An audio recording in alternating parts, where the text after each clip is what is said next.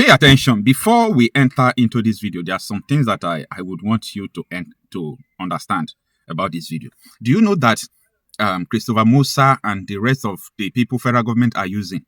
They said that if they capture people, Bøkoharam members, they will put them into rehabilitation, they will memorize Quran, they will do all those things. Follow me. Do you know that this is the same thing Bøkoharam is doing? Bøkoharam is now kidnapping people and give them Quranic education for them to memorize Quran. Then they will leave them. They will graduate them, they will leave them. So the same thing federal government is doing is the same thing Bøkoharam is doing. Follow me in this video. Let me expose more deeper thought about the radical Islamization of Nigeria.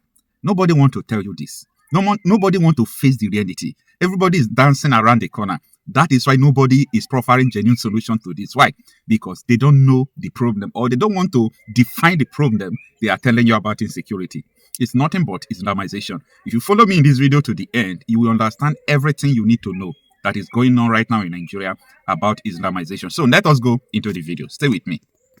They just want to show that they can Islamize this country. They think about Taliban, they think about the Mujahideens, and they want to replicate it in this country. And they don't care what happened. They simply don't care. As long as at the end of the day, there's Sharia, and there is whatever thing they have in their head they want to achieve. Well, in Adamawa State, we're getting reports that the terrorist group ISWAP has burned down a Christian village, threatening residents to convert to Islam or die.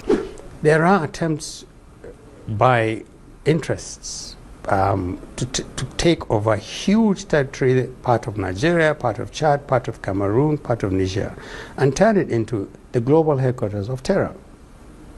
Those in intelligence circles know this. I'm saying this publicly now. A lot of people know this. This is the evening of Monday, the 1st day of June 2026.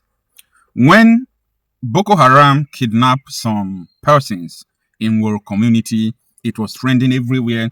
Then after a week, we received the news that Bøkoharam has established an educational center for people they kidnap, and that they are teaching them Quran.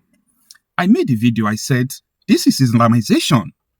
That anytime I talk about Islamization, some people will look at it with one eye, close their one ear and listen with one ear, as if I don't know what I'm talking about. They say, how can Bøkoharam be teaching people they kidnap? All this thing is not Islamization. They just want to conquer territories. So ever since then, it's getting to months now. Look at this news here. You must have seen it breaking on the internet today. Bøkoharam plans Quranic graduation for over 100 women, children abducted from Kwara community, families revealed. Bøkoharam has issued notice to families that your people are graduating. Your people are graduating. Now, this is the shocking thing about this revelation. We got another intelligence that was about last 3 weeks. An Islamic cleric was killed. What led to the killing of this Islamic cleric? Well, I can tell you that the whole killing surrounding this man is not totally confirmed. But we were told that this man refused to go and teach these people that they kidnapped. Bøkoharam will teach them. They will bring Islamic clerics inside from the town, inside the bush, to teach these people Quran. They will teach them verses of Quran to radicalize them. The verses of Quran that mandate them to kill you, to kill people who do not believe them.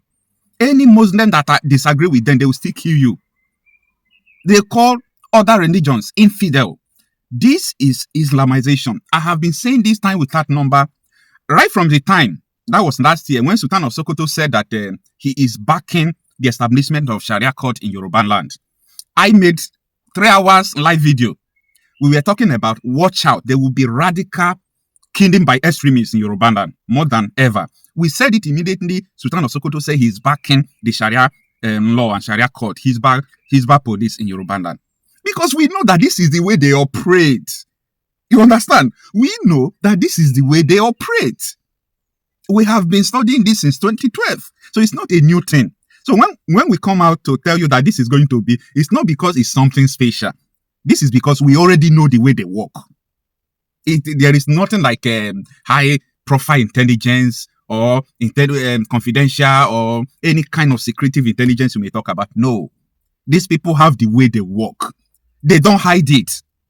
Now, the issue here is that after Sultan of Sokoto said that he's backing it, Yoruba youth released a statement that they reject what Sultan of Sokoto is saying. Then what I started seeing next was people were going to house, forcing people to accept Islam and accept Sharia.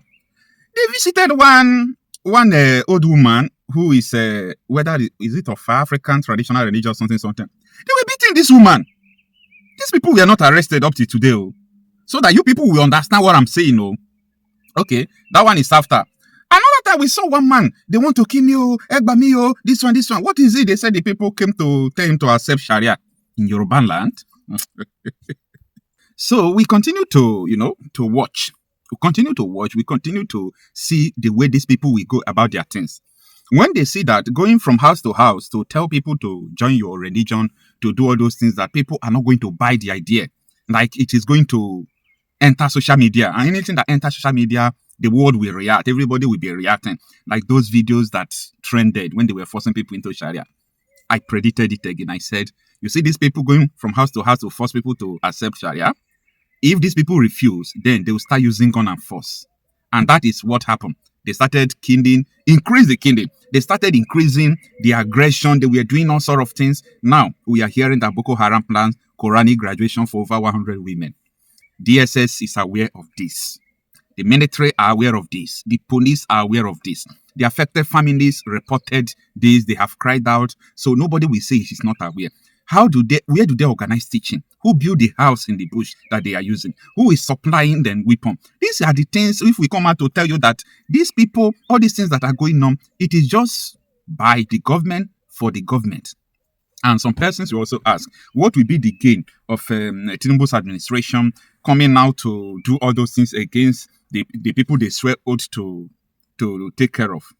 I laugh because you know nothing. You know nothing about this agenda. There is an interest by so many people to turn Nigeria into a terror stronghold. Look, there are attempts by interests to take over huge territory, part of Nigeria, part of Chad, part of Cameroon, part of Niger, and turn it into the global headquarters of terror. Those in intelligence circles know this.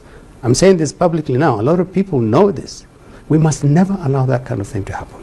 We don't want to live under ISWAP. We don't want to live under Bøkoharam. We don't want to live under Lukurawa. We don't want to live under... Nigeria will become a launch pad of ISIS. And anytime people are saying bandits, let me tell you people, the contract of bandits is over. The contract of bandits that Buhari and Tinubu's, regime imported, and they admitted that they imported it, their contract is over. ISIS have abducted all these people you call bandits. They are ISIS. Okay? They are ISIS. In my next video, I will be talking about the attack in Enugu State today, where they kill people and they brought people out of the road. The people they killed, they brought them out of the road. In Enugu, the attack in Imo State the other day, we were shouting. Some people that are working with the federal government are coming out to tell you that no, there is no Fulani people terrorizing in the southeast. I laugh.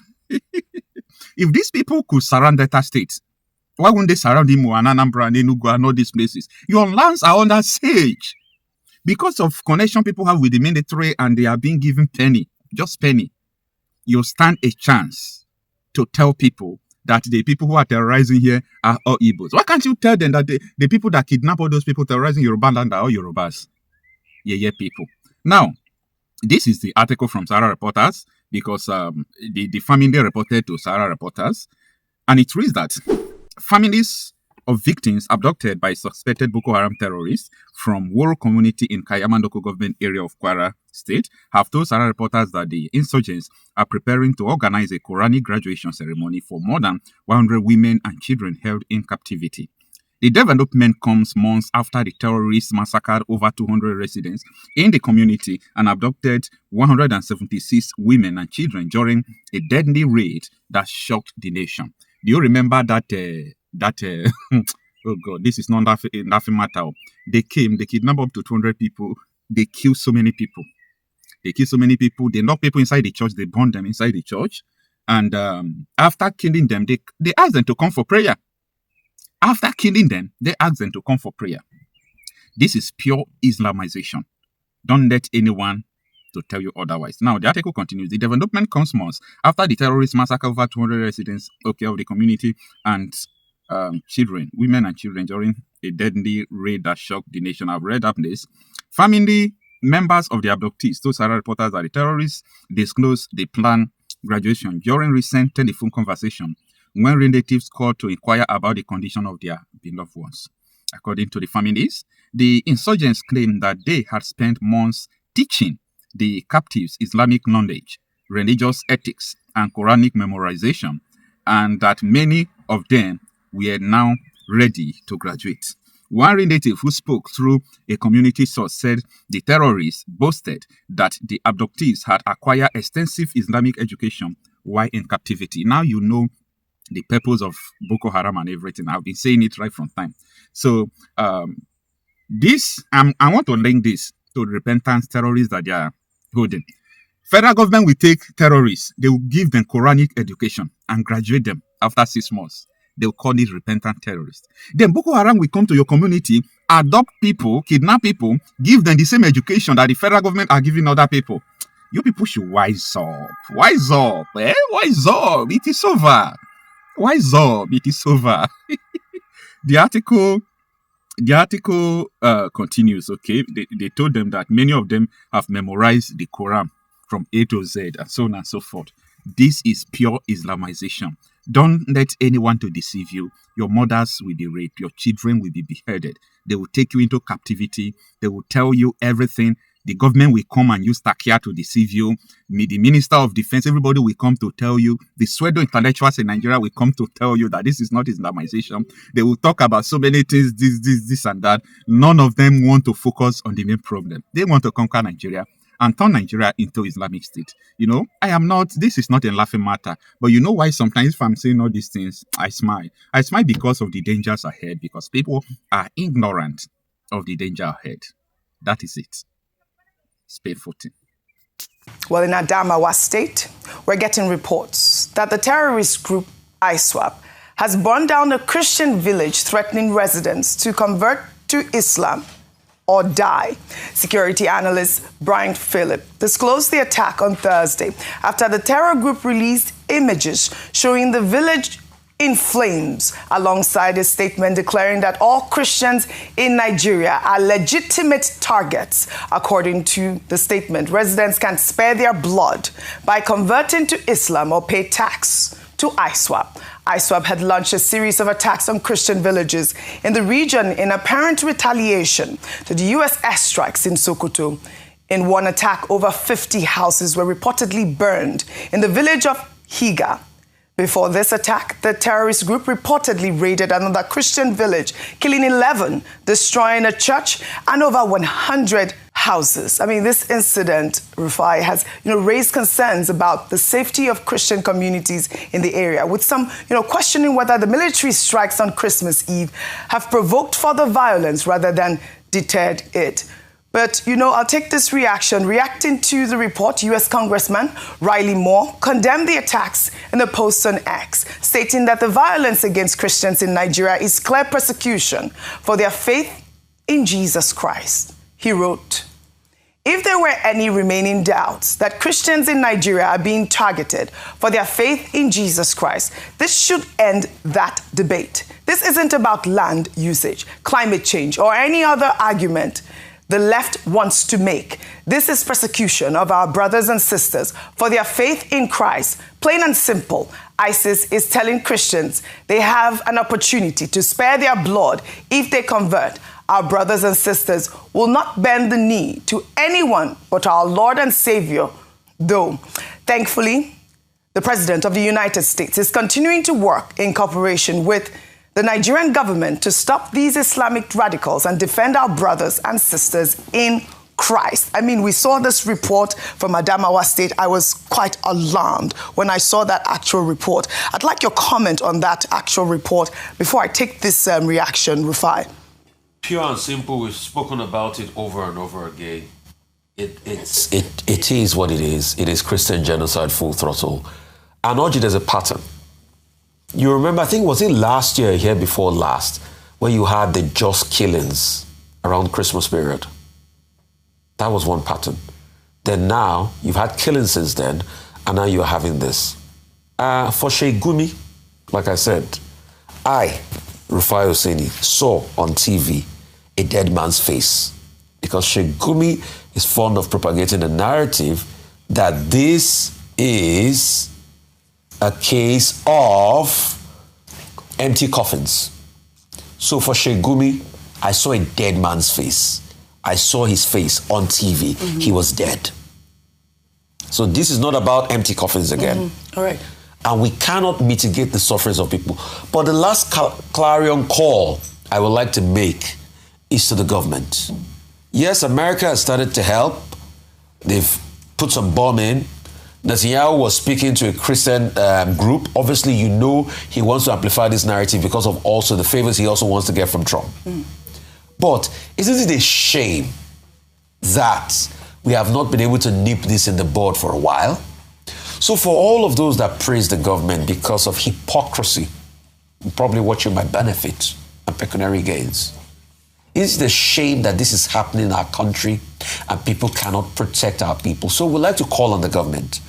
Double efforts. Look at what's happening in Ondo. Look at what's also happening in Kwara. Look at the other day, you took a story about some women protesting because of the case of insecurity in Kwara. Yes. We must stop this now. All right.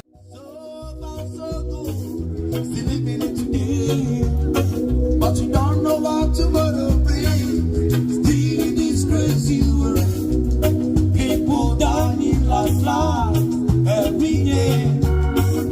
You read about it in the news, but you don't believe it. You only know about it when the man in the lamp black coat knocks on your door.